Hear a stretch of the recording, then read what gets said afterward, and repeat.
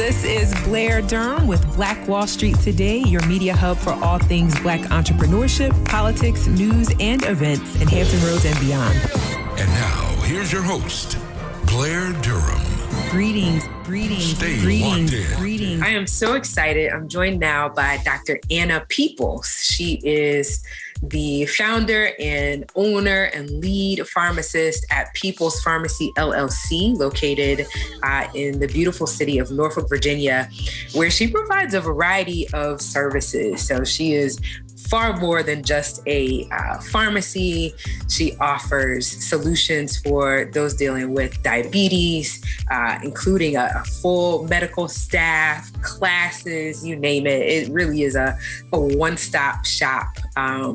I love the fact that there's a holistic component and you can walk in and find access to vitamins and various remedies, home remedies to stay healthy, as well as everything you might need once you actually get sick. So kudos to you, Dr. Peoples. Thank you for being here. We love what you do in the community.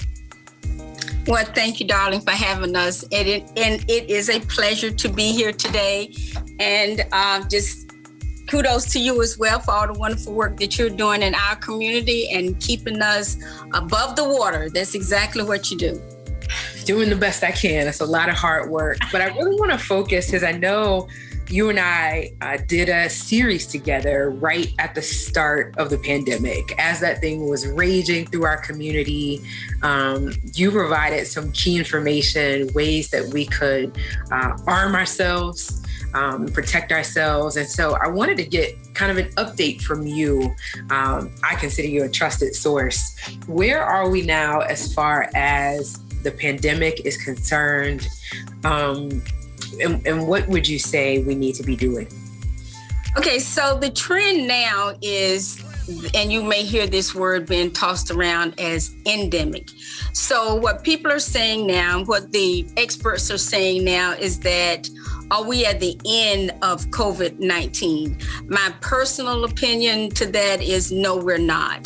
The trend is that it's something that we're going to have to live with going forward. And I understand people want to get back to what they perceive as normal, but from what I'm seeing and in my research, I really don't see that it's going anywhere.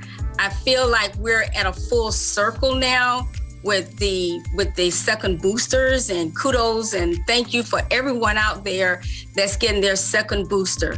But as if you've been following the news, and you know that a new variant has emerged, and that's the Omicron BA.2 variant. And so know that viruses mutate to survive. So we really don't know what's down the tube. So I would stress to everyone, if you're not if you're one of those people that are hesitant about getting the vaccine, please take care of your health. Take care of yourself, keep your immune system intact, but know that, in my personal opinion, the virus has not gone anywhere. If you look at the international news, you'll see that it's spiking in China. Some of the cities in China have been totally shut down with millions of people being quarantined. So really, I'm not a gambling person, so I don't gamble with my health. And I would suggest the same thing to you as well. I understand that you want to go back to normal, and I really don't like wearing masks either, but it's something that we have to do to protect ourselves.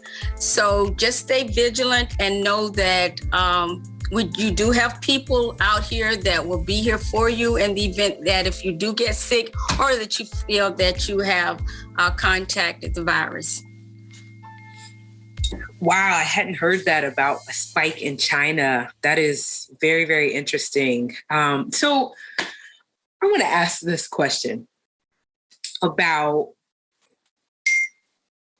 mask wearing, prolonged mask wearing. And I'm asking for a friend of a friend. I am not opposed to wearing a mask. I will continue to wear a mask where it makes sense to wear a mask. But I have noticed that there'll be times where I will develop symptoms out of nowhere. when I am wearing a mask, my nose may start to run. I may start to cough. And I wonder if I want to hear your professional kind of piece on this. I had to ask this question because I'm just wondering, should we be wearing masks for this duration of time? Are there side effects that come about by virtue of wearing a mask? How can we, you tell me.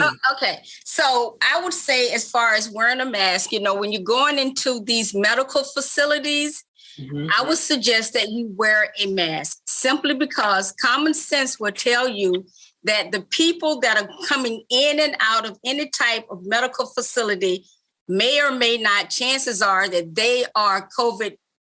They have it, so they can spread it. You have that group of people,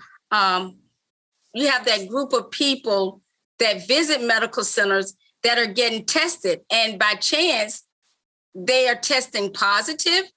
And so you're walking into that same facility with them. So you don't want to pass by them and inadvertently the virus, you just walk through the virus and then you're positive. So you have to use common sense. If you're going indoors, or even if you, say for instance, like you're going out to dinner, okay? So if you're going out to dinner and you're not going to be using your mask, then take a zinc lozenge, Cole's, or something of that nature. Zinc destroys a virus. You can take and suck on a zinc lozenge before your meal, after your meal. That'll lessen your chances of getting the virus. You can do things like swab your nose when you leave, so just use your common sense to protect yourself. If you decide that, hey, tonight I'm going to party like I've never partied in my life, at least do some things prophylactically to protect yourself, to build up your immune system. And then when you come home, take a shower, take a zinc supplement or elderberry or something of that sort, because people are not always going to do what they need to do for the protection of themselves. So if you're going to do it wisely. Sometimes when we talk about if you're wearing a mask and you start sneezing, your eyes are running, sometimes that may be an allergic reaction to the materials that the masks are made out of. So you have to get quality masks. If you're finding that that's what's happening to you when you're wearing a mask, try a different brand. And some of the better brands are the brands that we actually get in from VDH. And and on the subject of VDH, may I say something about VDH? Yeah, no, and thank you for that. That was helpful, right? Because your first reaction when you start experiencing something is you want to take the mask off. It feels like I can't breathe as well. I want to remove the mask. But I appreciate you saying it could be a matter of the quality of the mask. So that's helpful. And I appreciate too just the practical suggestions around what to do before and after engaging with the public, because those may be things we haven't been thinking about. Can we get zinc lozenges and elderberry lozenges from visiting People's Pharmacy? Absolutely. And you'll get a whole lot of advice with it on how to use it. And, you just want to take care of yourself. We always know from the past that if you come into the house, remove your shoes, take a shower, wash your hands, things like that. If you're going to go out there, at least take some measures to protect yourself. And also, I don't know if your audience is aware or not, but as of April the 5th, HRSA, which is the federal government, was no longer accepting uninsured claims for vaccines. Now, that was huge. As of which date? As of April the 5th. Oh, wow. HRSA, who's the federal government, ran out of funds. Wow. To pay for vaccines for the uninsured. But kudos to the Virginia Department of Health, because they have come in and they have said that they will cover the cost of the vaccines for our uninsured patients. So I just wanted to give a shout out to VDH. Yeah, that's huge. I did not know any of those things. Okay. So at least in the state of Virginia, those that are uninsured are able to get the vaccine at no cost. Yes, at Precision Clinic pharmacies. Okay, got it. Okay. Clinic pharmacy. So let me ask this question, because I know with certain variants, it may have been the case that certain predilections to disease or certain comorbidities may have engaged with the virus in such a way that, you know, it may have led to premature death, et cetera. And then it seemed like we saw some of that taper off with second, third, fourth variant. With what we're experiencing now, is it still the case that the Black community, based on its various illnesses, are more susceptible to COVID-19? I know that was kind of a convoluted question. That was my best attempt at trying to get technical.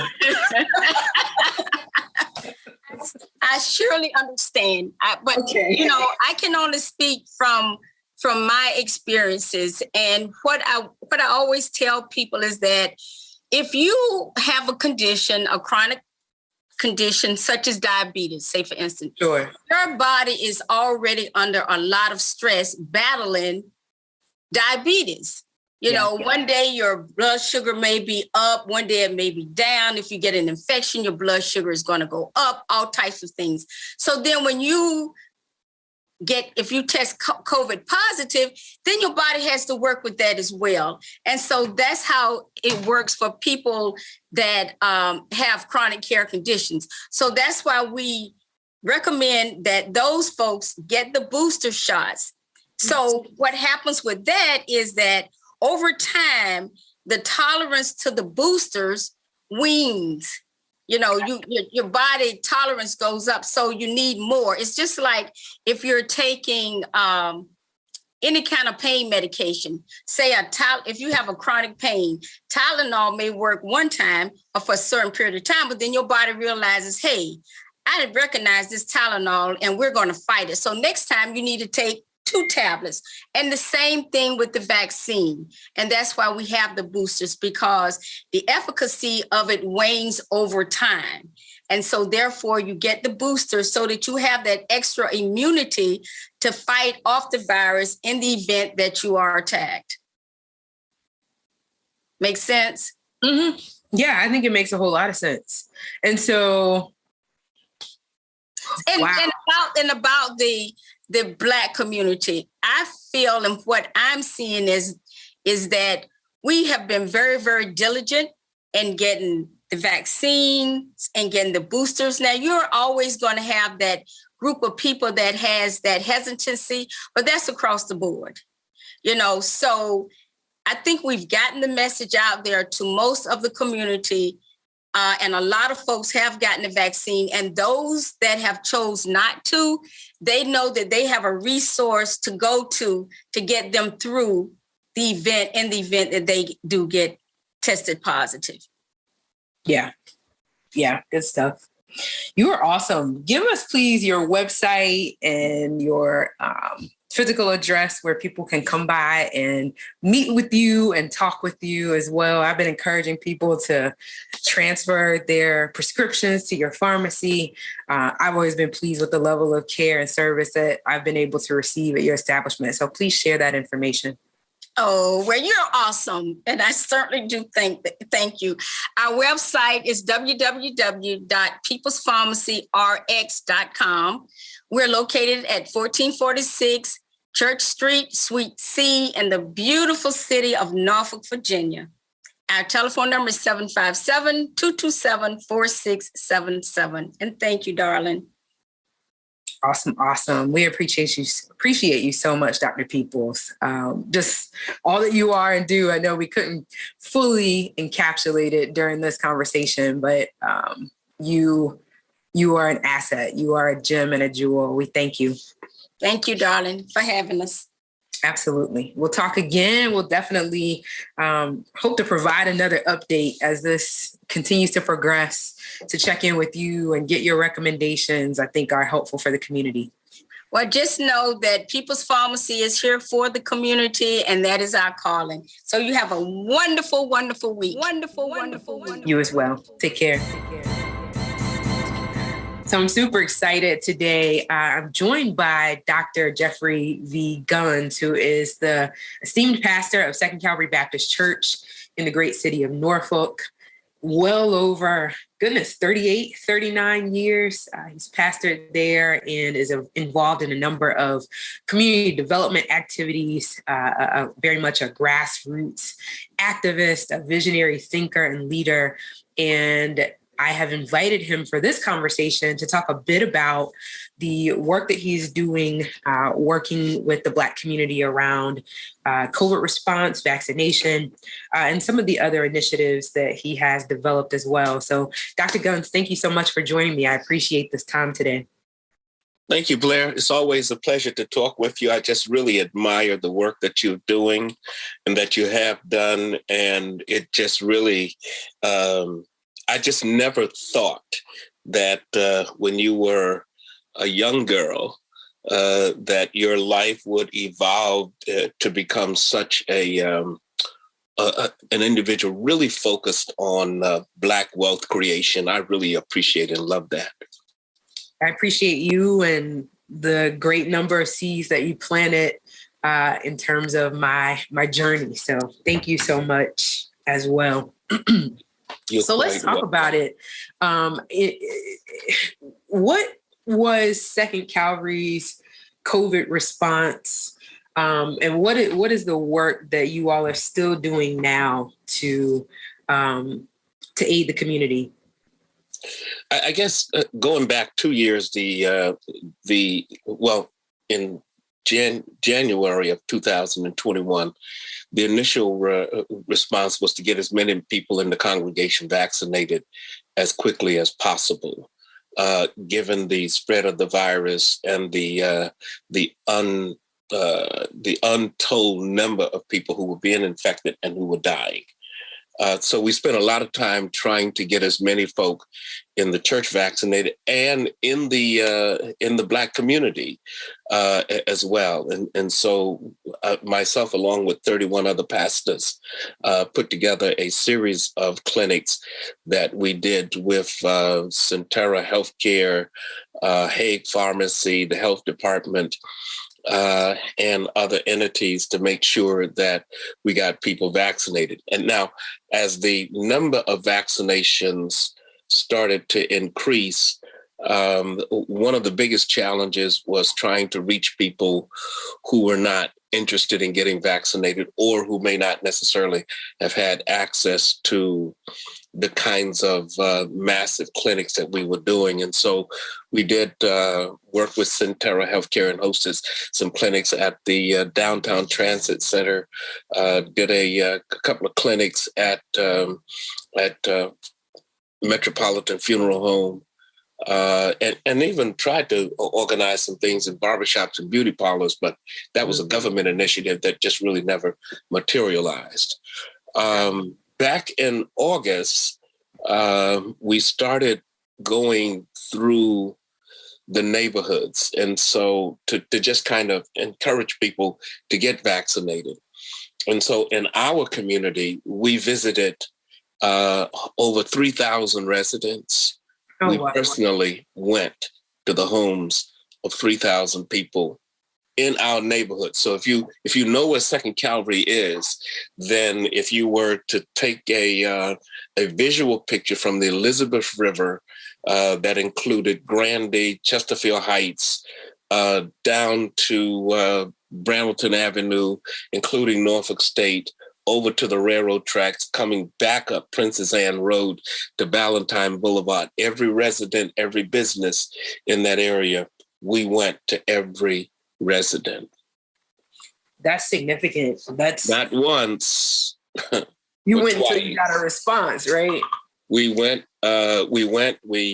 to talk. We talked to people. We introduced the clinics to them and the like. And then beginning in August, I started going through Young Terrace because one of the things we noticed is that the vaccination rate in those communities was very low. Yeah. And so we personally started going through, and I think on the first day that we actually had a nurse with us from Centera, we vaccinated one person. Oh, So wow. yeah, so we have vaccinated over 200 people in that community. But when you think about it, there's 701 individual units and residential units in that community. And so we still run into people who haven't been vaccinated all the time. And I think today we have 7 persons that we're going to be vaccinating who are getting their first shot. Wonderful. And there are a lot of reasons, and a lot of them are true as to why that is, right? I mean, we could have that conversation. I think it's outside of the scope of where I wanted to go. But I did want to ask you about kind of where we are now. I know you're very much boots on the ground in the community. What is the response now when people are considering vaccination for the first time, as opposed to perhaps when you went before, maybe they had not had a personal COVID experience? Now that we are where we are right now, which, I don't think that we're the clear, but certainly time has passed, et cetera. What are people saying now as you're talking to them? And what is that contrast, if any? Well, it's kind of mixed. We're doing several things. One, we're giving seniors their boosters and then some their 4th shot. But then we're still engaging people who haven't had a single vaccination. And the irony, or that I guess for me, it's a real sad situation. There's so many children in these communities who have not been vaccinated. And we talk to high school kids every week who go to Booker T, and I tell them, I said, you're walking into a COVID hotspot because you're surrounded by all of your friends who are not vaccinated, and these kids are not vaccinated. So that's not just in the high school, but it's in the middle school, it's in the elementary schools, and I'm not quite sure that people really know what to do other than that. And then we run into parents who say, hey, can my kid get vaccinated? And every now and then we run into that. But the challenge is that Centera does not do vaccinations of children under the age of 12. And so while we can sometimes convince parents to do that, we don't have the necessary means to get it done. And so they're working on it now to see how we can maybe get someone from CHKD to kind of join with us. And that requires a whole nother set of protocols and a different kind of regimen in terms of vaccinating children that are 11 years old and under, because you may have to kind of sit and watch them. And it's just a different set of circumstances. But there are a lot of kids that aren't. A lot of parents that aren't. And mostly these are young parents. A lot of them are young parents. They are under the age of, I'd say they're under the age of, you never can tell with us how old we really are, but 40 and under, who have not been vaccinated. Sometimes people use a lot of expletives at us, in terms of why are you doing this? And don't you know that the things that they're putting in our body? And I try to remind people, that look, in this world of nearly 7 billion people, close to 3 billion have been vaccinated. I think if something terrible was going to happen, there would have been a whole lot of people who would have died by now. Right. But we continue to go. We continue to go every week. And we really have to stay at this until we get more people vaccinated. And here's the other thing, the pandemic has not subsided. That's correct. That's absolutely correct. Yeah. That's absolutely correct. we are still, and we're likely to be dealing with this forever. I just read an article where we're going to need to learn how to live with this, right? And that when people thought that if enough people were vaccinated or were infected, that it would create herd immunity. But the problem is that in America, only 65% of the whole population has been fully vaccinated. So when you think about that, you're talking about maybe 80 to 100 million people who haven't been fully vaccinated. That's a lot of people. Yeah, about 2 out of 3. Yeah. Vaccinated. So any 3 people, one of them hasn't been vaccinated. Yep, especially when you're around us. Yeah. Now, older people have, those 65 and older, the percentages are much higher, about 85, 90%. And even among African Americans, it's much higher. And so we tend to get better results out of older people. Sure. Changing lanes a bit, but not really. Your virtual background begs the question for me around, and certainly this is your lived expression. So this question doesn't have to be asked, but I'd like to hear you state it. What is your community philosophy? What is your core belief regarding community and kind of your role in building, supporting, uplifting community? Well, the image behind me are images of the Cushites. And right now I'm doing a class at the church on the Black presence in the Old Testament, specifically focusing on the Cushites as a way of thinking about how you develop a biblical theology of race, helping people to understand how to talk to people about the Black presence in the Bible, which was quite extensive and quite important. Sure. Often overlooked and minimized by European and Western scholars who could not fathom the idea that Black folks played such a significant, or that Africans played such a significant role in the life of the ancient Hebrew people and of the Bible. So my stance is, and I tell people that I'm unapologetically Black. Great. No need to apologizing for that, though. There's nothing. No.